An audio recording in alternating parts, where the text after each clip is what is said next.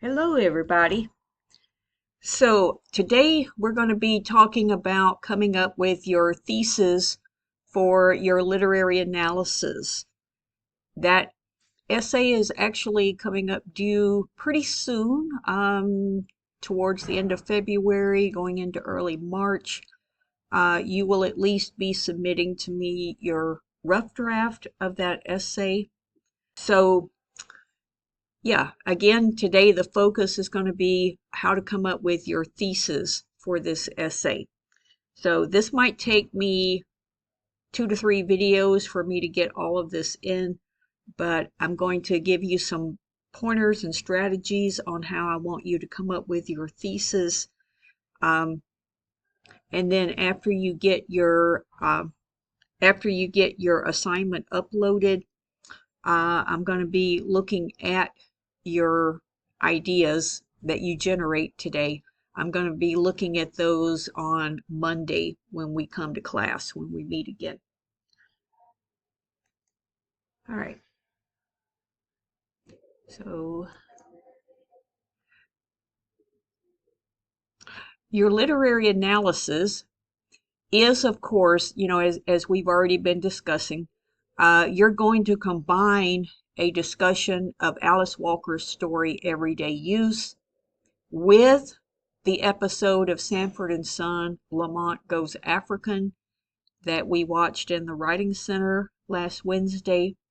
So again, as you know, we discussed these two stories have parallel themes. They're both dealing with being set during the time of the Black Power movement in the early 1970s. They both deal with a similar storyline because we've got, in both cases, we've got a child who is embracing the ideals of Africanism at the expense of their American heritage. And we talked about that generational divide that happens so often during this period and how these two stories are working to reflect that. So I will expect your literary analysis to be on both stories. So again, what we keep coming back to is that idea of synthesizing, 2 or more works.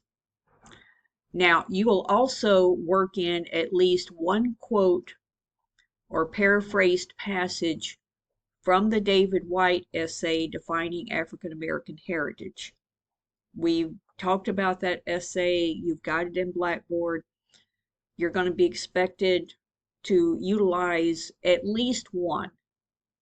I'm going to say a minimum of one passage from that essay.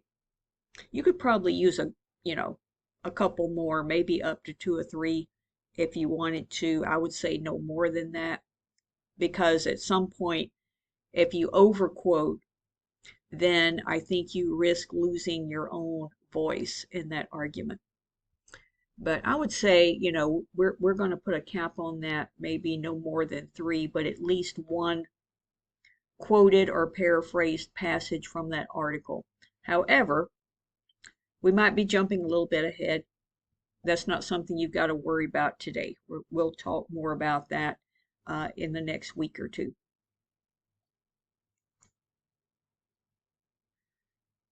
Now, this essay will require you to do all of the steps we've been talking about. So, in the course of this essay, which, it is going to be a relatively short essay as far as essays go, because I'm not really looking for more than about 3 to 4 pages. But in the course of that 3 to 4 pages, you're going to do everything that we've been talking about here. So, yes, you are going to have to summarize, but you're also going to be analyzing, you're going to be evaluating, and of course, you're going to be synthesizing. Let's start by defining what a literary analysis is. So, what are we essentially asking you to do here? Well, a literary analysis is really just an argument. You are stating a claim, which we might also say is a position about the story. It should be a claim that your essay then works to prove. So how do you work to prove it? You work to prove your claim by considering the evidence the text provides. So what you don't want to do there is you don't want to go out on a limb and try to argue something that is not supported by the text itself, by the story. In this particular instance, I'm not sure what would be, off the top of my head, I'm not sure what would be a great example of that. But, well, let's say something like if you wanted to argue Dee will eventually mature and realize the error of her ways.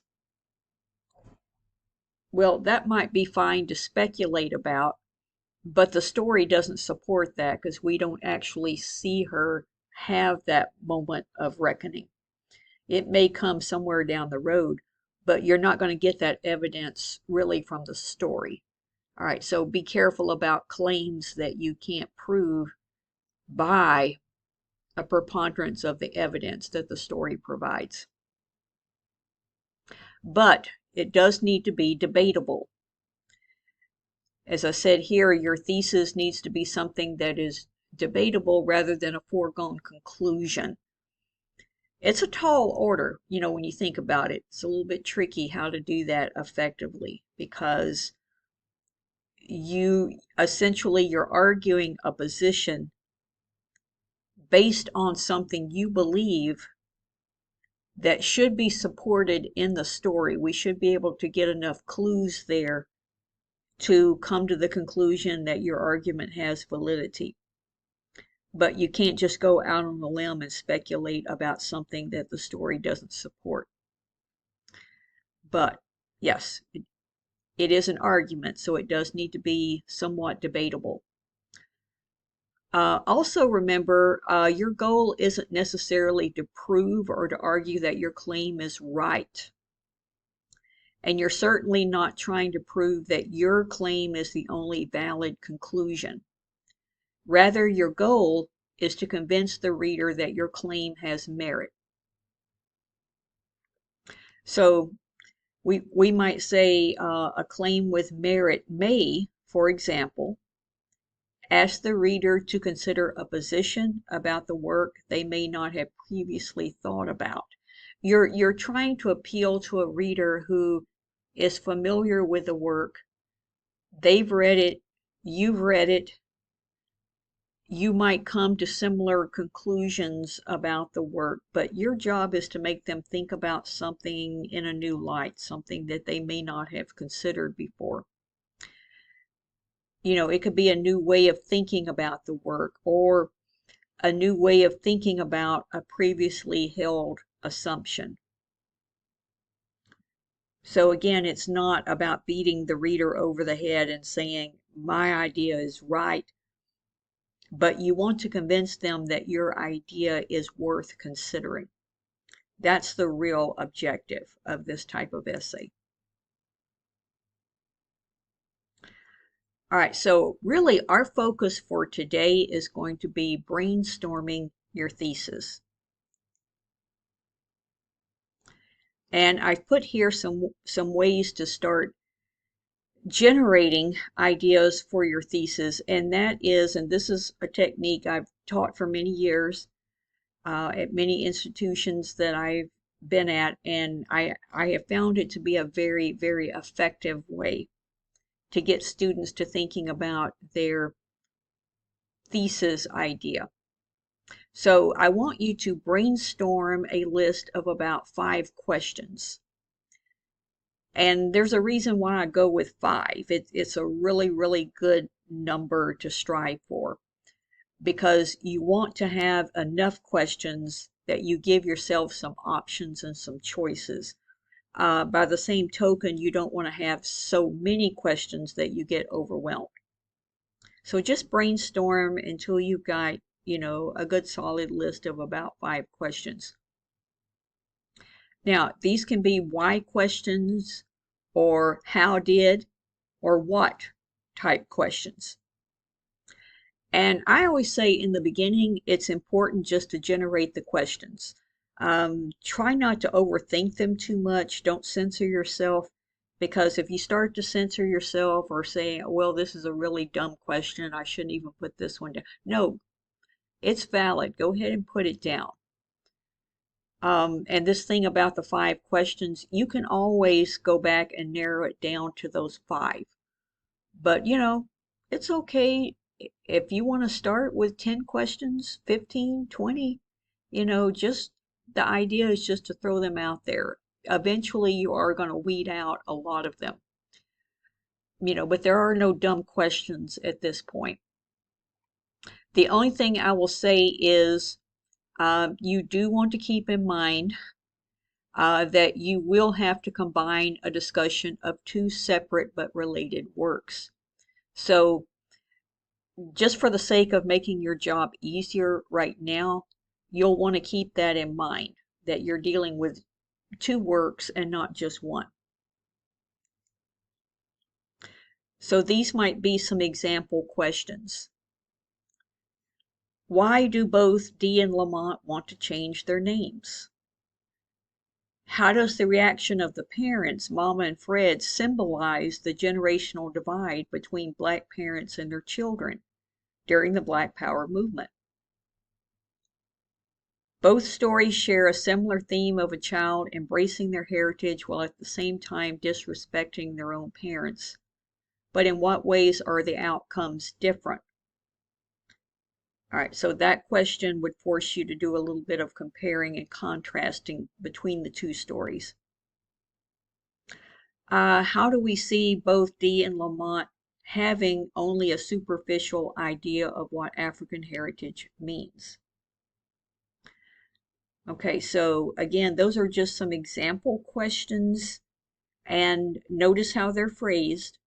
So I'm already phrasing them to take into account both works so that you can structure your responses accordingly. And again, these are just examples. They're not meant to limit you to these ideas. All right, please do not think that these are your choices right here. Again, they're just to give you examples, okay? And so in the next video, I'm going to take you a little bit further into this process. What do I want you to do once you've raised your questions? All right, so I'm going to leave it there, and I'm going to pick up with part 2 in the next video. So I will see you there. Bye-bye.